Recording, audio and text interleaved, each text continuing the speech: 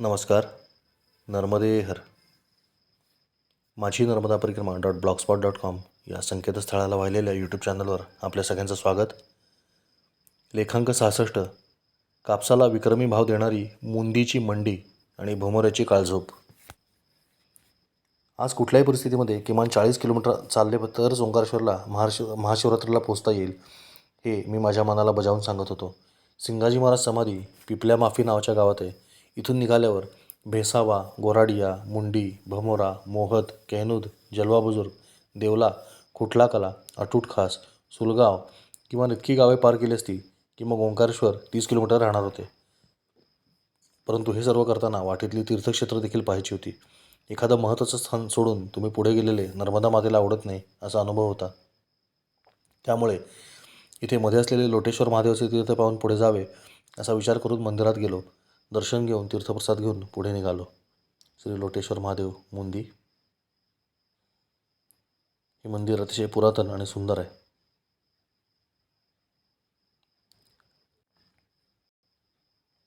आज बहुतांश रस्त्याने चालायचे होते. मुंदी हे तुलनेनं मोठं गाव आहे.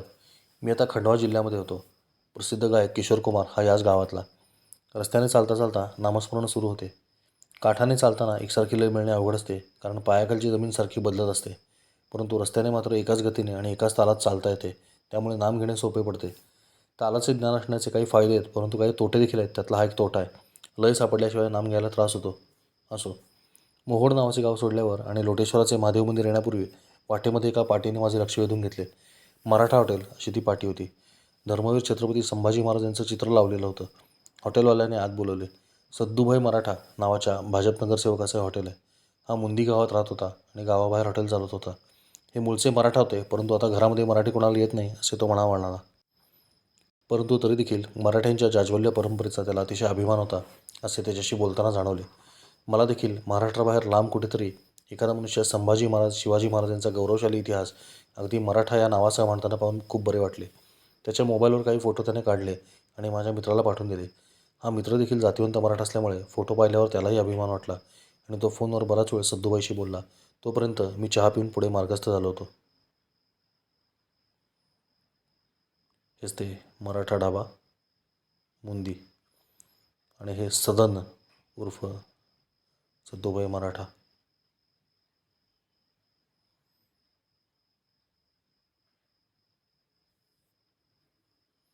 आपल्या एंटायसर मोटरसायकलच्या विंडशिल्डवर पण त्यानं शिवछत्रपतींचं चित्र लावलेलं आहे.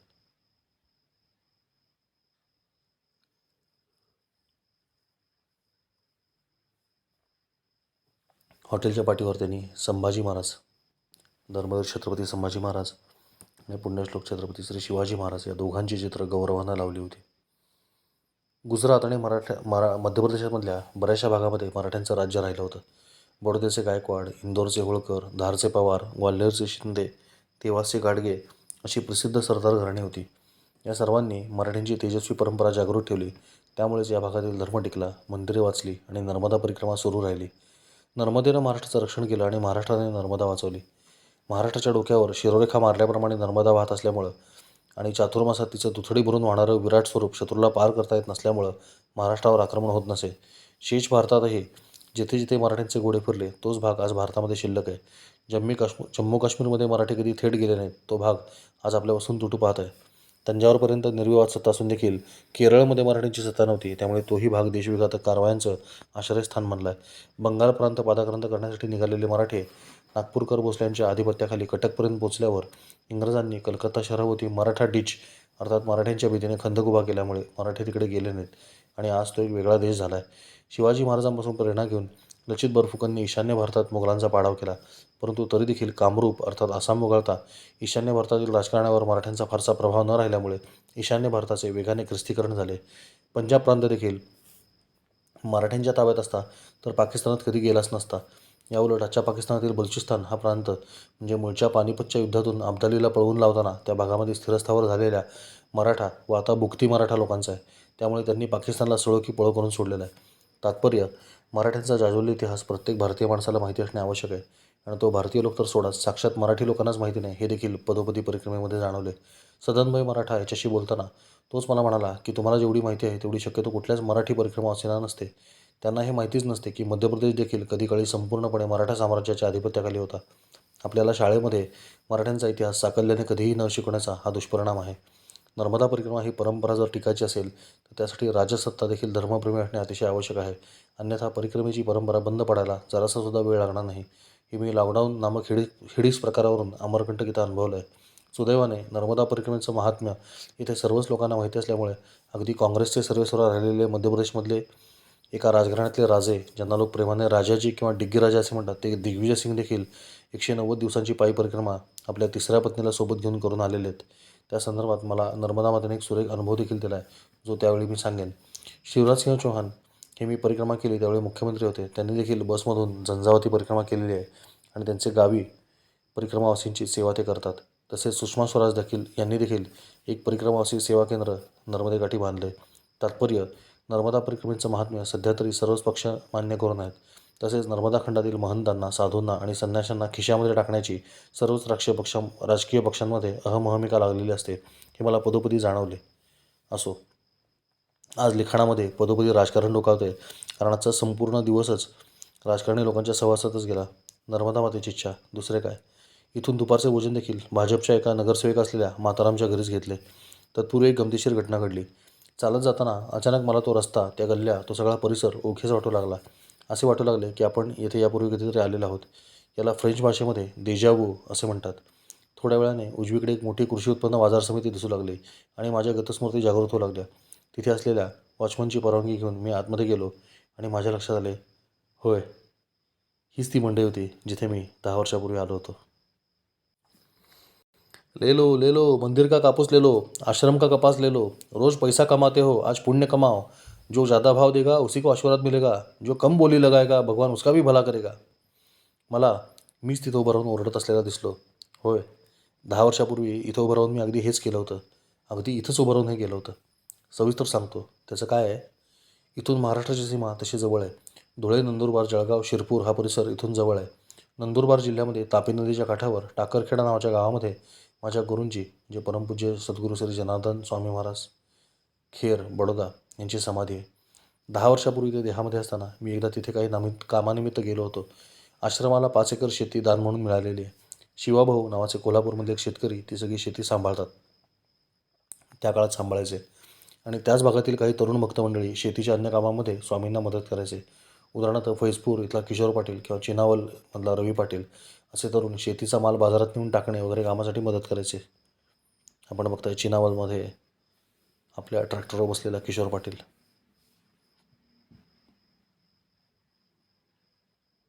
त्या काळामध्ये महाराष्ट्रात कापसाला चांगला भाव मिळत नसे आणि आश्रमाचा भरपूर कापूस निघाला होता. महाराष्ट्रामध्ये 3600 ते 3800 रुपये प्रति क्विंटल भाव चालू होता. पाव किलो वजनाची जीन्स 5000 रुपयाला विकत घेणाऱ्या माणसाला हे गणित लवकर कळेल. विचार करा, तुमचा 100 किलो कापूस विकल्यावर 3600 रुपये मात्र मिळाले तर कसं वाटेल. त्या काळात मध्य प्रदेश सरकार कापसाला चांगला भाव देतं अशी वदंता होती. त्यामुळे आश्रमाचा कापूस विकण्यासाठी किशोर पाटील ट्रॅक्टरमध्ये भरून खंडव्याला निघाला.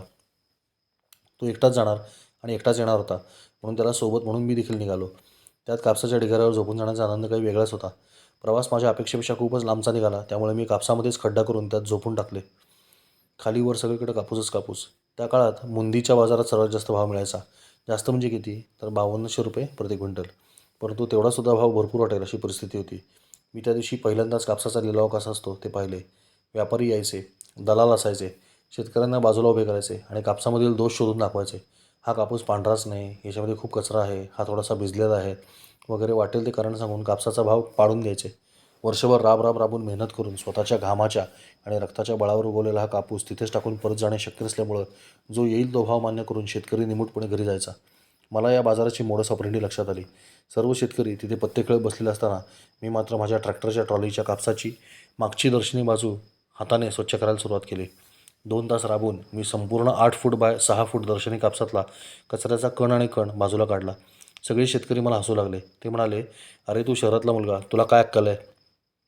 मी त्यांना इतकेच म्हणालो, तुम्हाला या कापसाला विक्रमी भाव नाही मिळवून दिला तर गुरूंचे नाव कोणाला सांगणार नाही. ते म्हणाले की अरे वरवर कापूस स्वच्छ करून काय उपयोग नाही.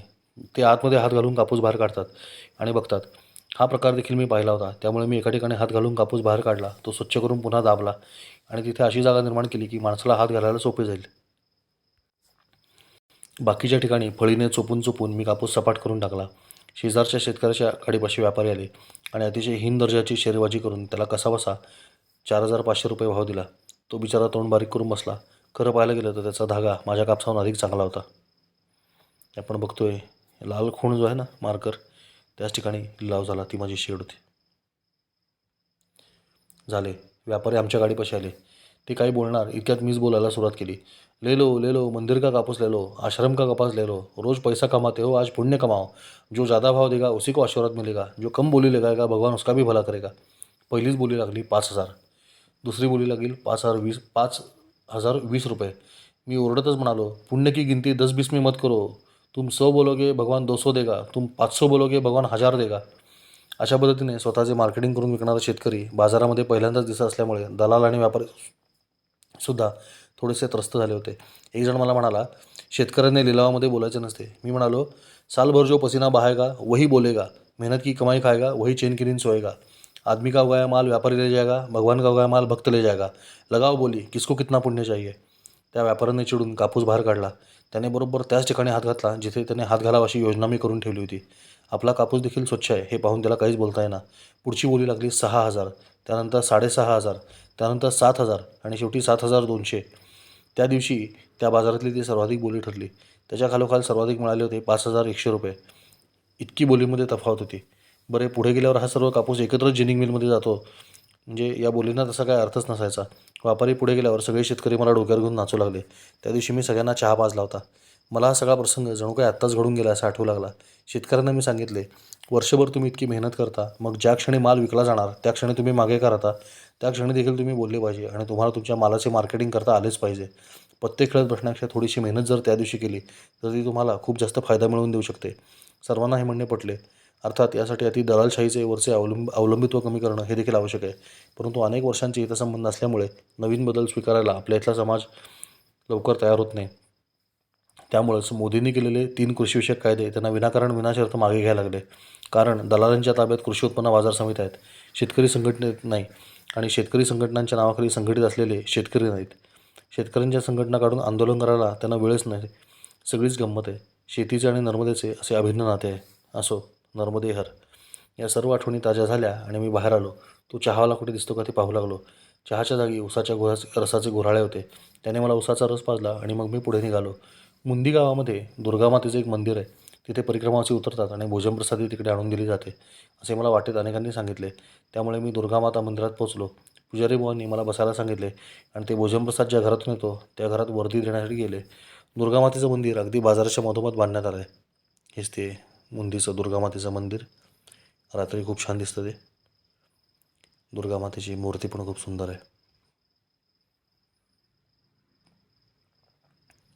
प्रचंड गर्दी बाजारात इकडून तिकडे चालली होती. इकडे समोरच असलेल्या गोमाता कॉम्प्युटर या दुकानाने माझे लक्ष वेधले. आधुनिकीकरण आणि परंपरा याचा उत्तम मिलाफ मला त्या नावात आढळला. बघा, छोटंसं दुकान आहे, गोमाता कॉम्प्युटर्स. गोमाता कॉम्प्युटरची पाटी आपल्या ब्रँड अँबॅसेडर अर्थात गोमातेसोबत. पुजारी पुन्हा माझ्याकडे आला आणि मला म्हणाला की आपण घरी जेवायला जाऊया का, येता का. काही परिक्रमावासी आणि साधू देखील गृहस्थी माणसांच्या घरामध्ये जात नाहीत. परंतु आपल्या नियमांचा इतरांना त्रास होतोय का याचा देखील विचार विवेकाने करावा असं मला वाटतं. माझ्या एकट्याकरता सारे पदार्थ भरून वरून खाली आणण्यापेक्षा मी एकट्याने वर जाऊन बाहेर बसून पटकन 4 घास गिळलेले कधीच सोयीचे होते. मी होकार दिला आणि अतिशय छोट्या जिन्याने वर जाऊन अशाच एका घराच्या बाहेर बसून राहिलो. हे घर तिथल्या एका भाजपा नगरसेविकेचं होतं आणि त्या स्वतः स्वयंपाक करत होत्या. त्या मातेने फार प्रेमाने मला खाऊ घातले. 10, 12, 15, 20 परिक्रमावासी असतील तर खाली भोजन नेऊन वाढणे सोयीचं असते असे त्या मातेने मला सांगितले, जे योग्यच होते. मी देखील आज मला भरपूर चालायचे असे सांगून तिथे म्हणजे दुर्गामाता मंदिरात विश्रांती न घेता लगेच पुढे प्रस्थान ठेवले. जाता जाता पंडितजींनी वहीमध्ये शिक्का दिला.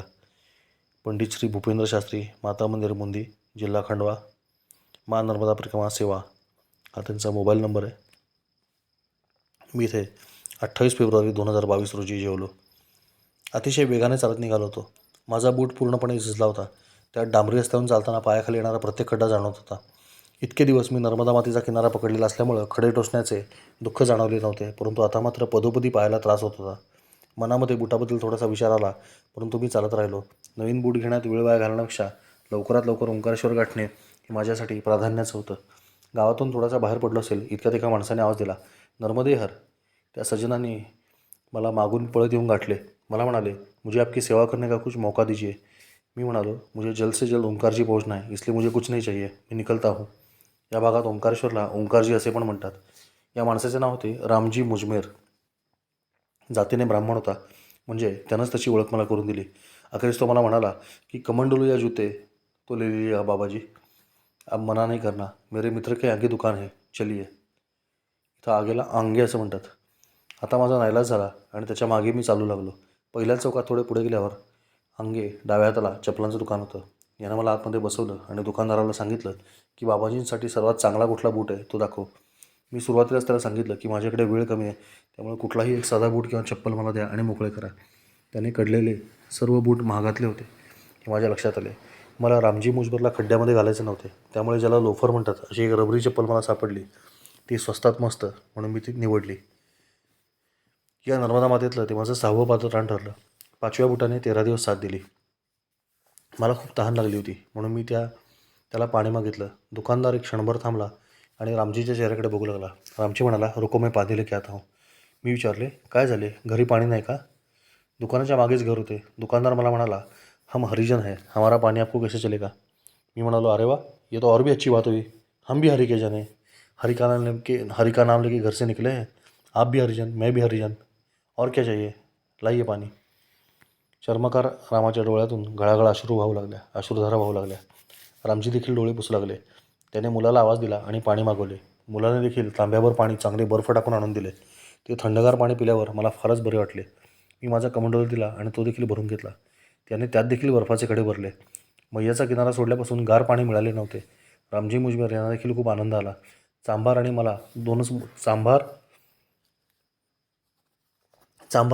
मला 2 मोजे असेच ठेवा म्हणून दिले.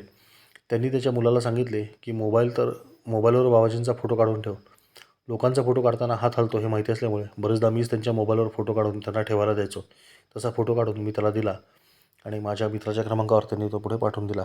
आपण बघताय हाच तो फोटो, याच्यामध्ये चपलांच्या दुकानात आपण लेखकाबरोबर रामजी मुजमेर आणि उजवीकडे बसलेला चर्मकार बंधू यांना बघतोय. या सर्वांचे आभार मानून मी पुढे निघालो. रामजी मला म्हणाला, तुमची हरकत नसेल तर थोड्यानंतर तुमच्यासोबत चालू का. मी त्याला म्हणालो की मला रस्ता सापडेल, काही गरज नाही, परंतु त्यांची परिक्रमा मार्ग थोडासा चालण्याची इच्छा होती, कारण माझ्यासोबत नर्मदा मैया होती ना, म्हणून. मी नकार देणार कोण, मी लगेचच चला म्हणालो. हा मनुष्य म्हणजे सात्विकतेचा परिपाकच होता. इतका सज्जन माणूस आजकालच्या काळामध्ये टिकणे फार अवघड आहे. त्यांनी मला विचारले, मगाशी आम्ही दोघे का रडलो तुमच्या लक्षात आले का. मी नाही म्हटल्यावर त्यांनी जाता जाताच मला दूरवर उजव्या हाताला दिसणारं एक मंदिर दाखवलं. हे सिंगाजी महाराजांचे शिष्य होते, बुखारदास महाराज. यांना एकदा गावातील एका हरिजनबाईने भाजी भाकरी आणून दिली. महाराजांनी ती खाल्ली आणि ती बातमी बघता बघता गावात सर्वत्र पसरली. गावातील अन्य जातीचे लोक तिथे जमा झाले आणि बहिष्काराची भाषा करू लागले. महाराजांना सांगू लागले की तुम्ही चुकीचं वागलात. महाराज म्हणाले, माझी चूक काय ते सांगा. लोक म्हणाले, तुम्ही हरिजनबाईच्या घरातले जेवण जेवायला नको पाहिजे होते. महाराज म्हणाले, हात तिच्या, एवढंच ना, हे घे तिचं घरचं जेवण. असे म्हणून महाराजांनी आपल्या तोंडावाटे पोटात हात घातला आणि पोटातून भाजी भाकरी आहे तशी बाहेर काढली. म्हणाले, आता तरी मी पवित्र झालो ना. हा प्रकार बघून सर्वांची बोबडी वळली आणि सर्वांनी महाराजांचा अधिकार काय ते ओळखून महाराजांचा जयजयकार केला. त्यावेळी महाराज सर्वांना सांगू लागले की अरे, आपण सर्वजण एकाच हरीचे जन आहोत, त्यामुळे असा भेदभाव कधी करू नका. त्या दोघांना देखील माझं वाक्य ऐकल्यावर महाराजांची आठवण झाली, म्हणून डोळ्यात पाणी आले. आणि आतासुद्धा रामजी मुजमेर मला ते मंदिर दाखवण्याकरता म्हणून खास चालत आले होते. मी जागेवरूनच त्या महाराजांना साष्टांग नमस्कार घातला. या संतांचे नाव बुखारदास बाबा असे होते. मुंदी गावाच्या बाहेर यांचं समाधी मंदिर आहे. बुखारदास बाबांचं समाधी मंदिर आपण बघतोय.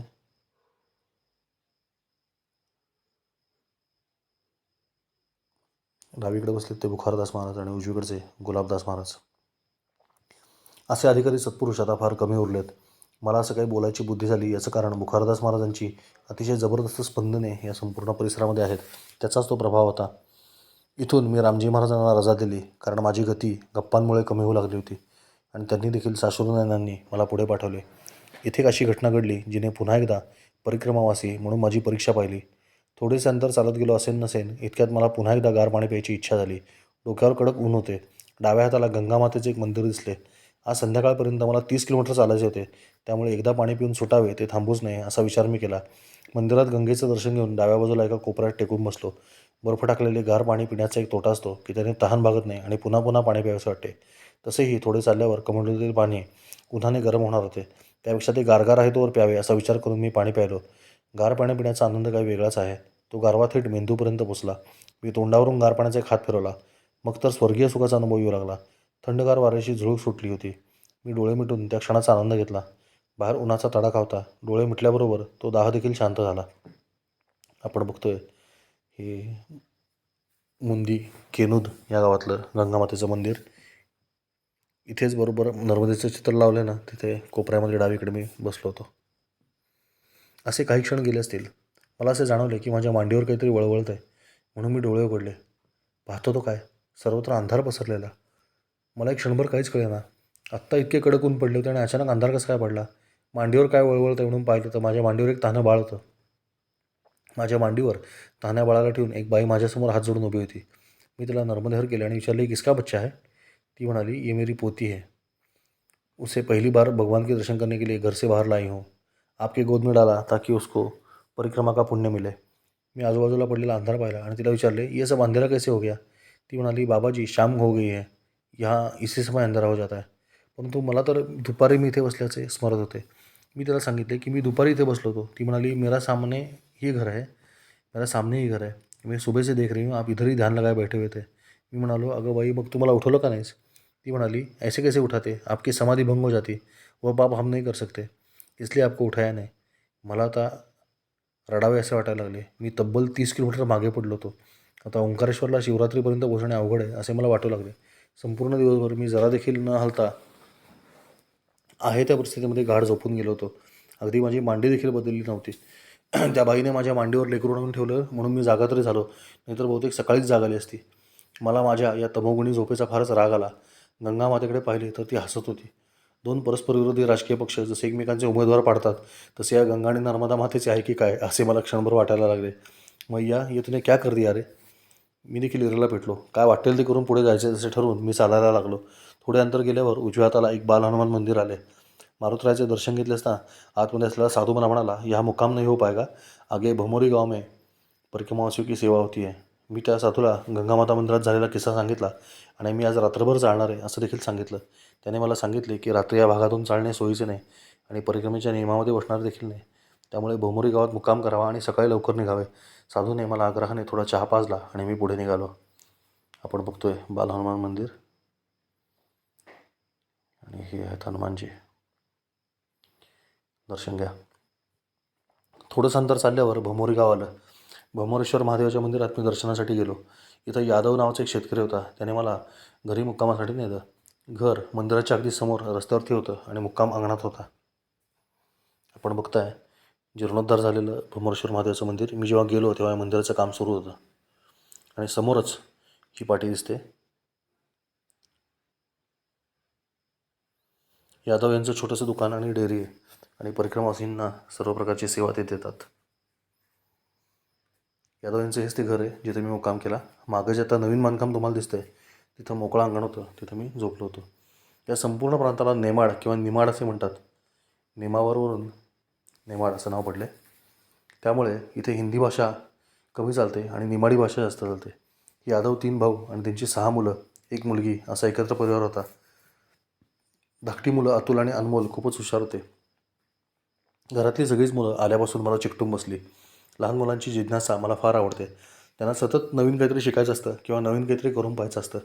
अशी जिज्ञासा जोवर तुमच्या ठाई शिल्लक आहे तोपर्यंत तुम्ही लहान मुलं आहात असं समजायला काही हरकत नाही. त्यांनी मला निमाडी भाषा कशी बोलायची वगैरे सांगितले. त्याच्या बदल्यात मी त्यांना भरपूर चित्र काढून दिली आणि गप्पा मारत बसलो. घोड्यांचा विषय निघाल्यावर त्यांनी सांगितलं की त्यांच्या पण गावामध्ये घोडा आहे. तोपर्यंत अनमोल धावत गेला आणि लखन यादव या माणसाला पकडून घेऊन आला. त्याच्याकडे स्वतःची घोडी होती. बिजली नावाची अतिशय सुंदर पांढऱ्या रंगाची घोडी त्याच्याकडे होती. हिला त्याने नाचायला आणि आलाप करायला म्हणजे मागच्या 2 पायावर उभं राहायला शिकवलं होतं. मला व्यक्तिशः घोड्यांना नाचवणं आवडत नाही, कारण तुम्हाला वाटतं तो नाचतोय परंतु तुमच्या भीतीने हालचाली करत असतो. तो नाचण्यासाठी बनलेला प्राणी नाही. एखाद्या स्पेशल फोर्सेसमधल्या जवानाला भरतनाट्यम करायला लावण्यासारखं हे निंदे आहे. लखन लगेच बिजनीला घेऊन आला आणि नाचकाम सुरू झाले. लखन यादव दारू पिला होता तरी देखील तो घोडीला चांगली दामटवत होता. मला त्या मुक्या जनावराची फार दया आली. गावात अजून एक छोटीशीच पण पांढरी अशी धनगरी घोडी होती. अशा घोड्यांना तट्टू म्हणतात. पण ही अडेल तट्टू होती. अडेल तट्टू हा शब्दच अशा घोड्यांसाठी वापरला जायचा. त्यातून मराठी भाषेत तो आला आहे. अडेल म्हणजे स्वतःला हवं तेच करणारी, मालकाचे न ऐकणारी. अडेल तट्टू आणि खोडेल जनावर मारल्याशिवाय ऐकत नाही अशी एक म्हण माझी आजी मला नेहमी वापरायची. त्या निमित्ताने मला आठवली. असो, रात्री सुरेख असा भोजनप्रसाद घेतला आणि यादव बंधूंशी गप्पा मारत झोपी गेलो. पहाटे शक्य तितक्या लवकर उठून निघायचं नियोजन होतं. 4 वाजताच जाग आली. सर्व अंधी आटोपून अंधारातच पाय उचलला.